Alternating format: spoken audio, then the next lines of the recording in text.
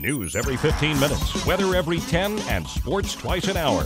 Newstalk KGVO, AM 1290 and now 101.5 FM. You're listening to Montana Morning with Peter Christian. Missoula police are investigating the discovery of a dead body at a downtown apartment. Good morning, everyone. It's Montana Morning. It's Wednesday, July 15th, 2015.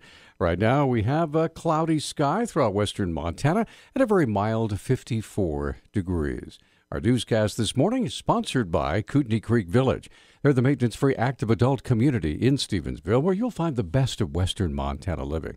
This morning's top story, Missoula police are investigating the death of a man in his 20s whose body was found in an apartment in the 1400 block of West Broadway early yesterday morning. Public Information Officer Travis Welsh said the call came into 911 about 2:40 a.m. Officers responded and found a young man who was deceased with no signs of trauma on his body. The fact that he is in his mid-20s causes us a little concern. People of that age don't typically die of natural causes.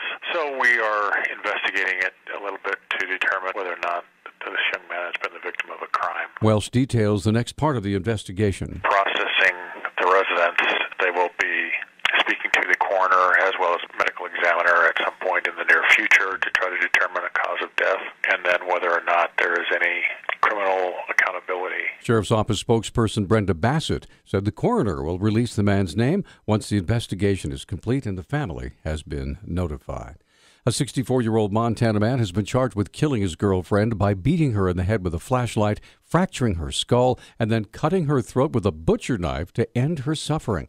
William Miller of Great Falls made his initial court appearance yesterday on a charge of deliberate homicide in the death of Deborah Garrett. His bail was set at $1 million. Court records say Miller called 911 just after 4 a.m. Monday to report he'd killed his girlfriend. He said he saw red and beat Garrett with a flashlight. Charging documents say he told the dispatcher she saw she was suffering, so he cut her throat. Police arrived to find Miller covered in blood, sitting in a chair next to Garrett's body. Court records say Miller has no criminal history.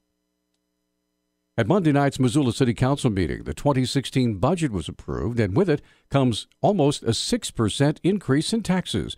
Ward 2's Adam Hertz said the council added to Missoula's already high tax burden. The City Council finalized the budget that increases taxes 5.69%, which is added to the already high property taxes in the city of Missoula. Residents of Missoula pay the highest property taxes among major cities in Montana already. After November's election, the council will have a new look, as many as 6 new council members will be chosen. Hertz said it's a once-in-a-lifetime opportunity to begin a new direction for the city. This is probably a greater shot at seeing change in your city government than we've had the opportunity to see in many years. It's a lot easier as a candidate to run when you don't have to run against an incumbent. And I just encourage people to get involved and to support the candidates that will represent the interests of the people and the interests of the taxpayers. Hertz said the council voted to hold a primary for Ward 2, which is his ward, to narrow the field from 4 candidates to the top 2.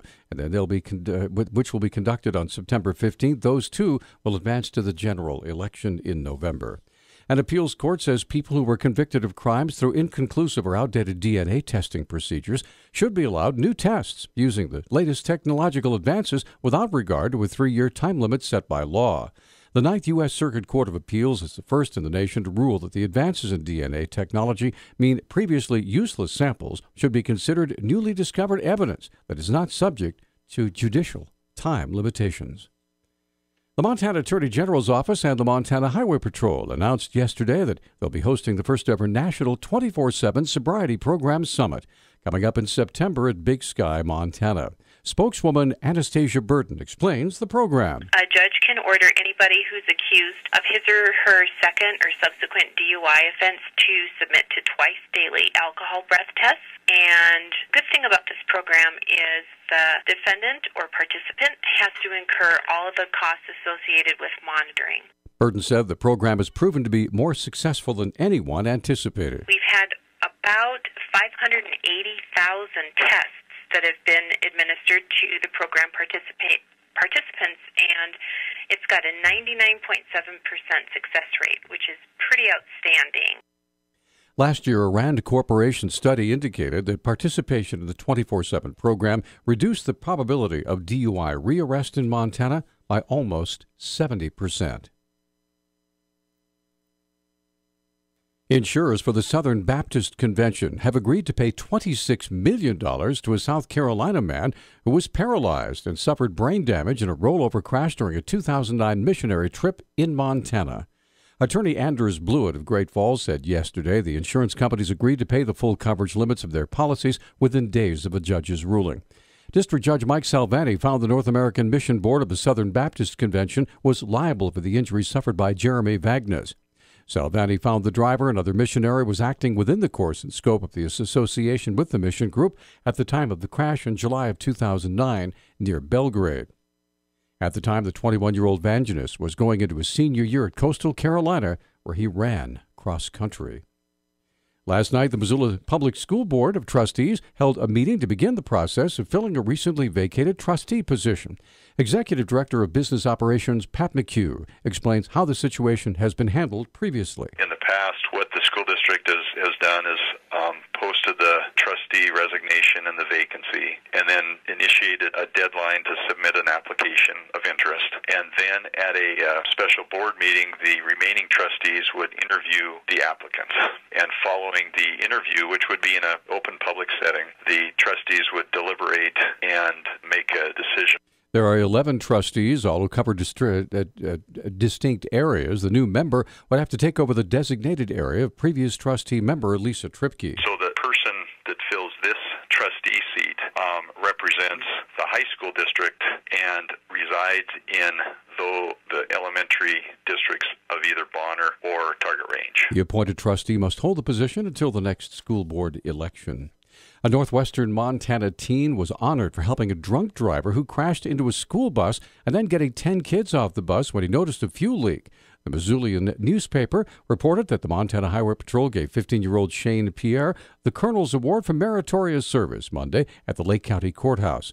Troopers say 19-year-old Daniel Fellows was driving 78 miles per hour when he crashed into the bus. Pierre said his parents have always taught him to help others. He said he acted without thinking. Montana Highway Patrol Major Steve Lavin said Pierre is one of the few citizens to get a commendation from the department. News Talk time now is 6:12. Newstalk, KGVO. Missoula's official weather station. Partly sunny skies today with a slight chance of a shower or thunderstorm this afternoon. Highs will top out in the mid to low 80s. Tonight, lows drop back into the mid 50s. I'm meteorologist Brooke Foster for Missoula's KECI 13.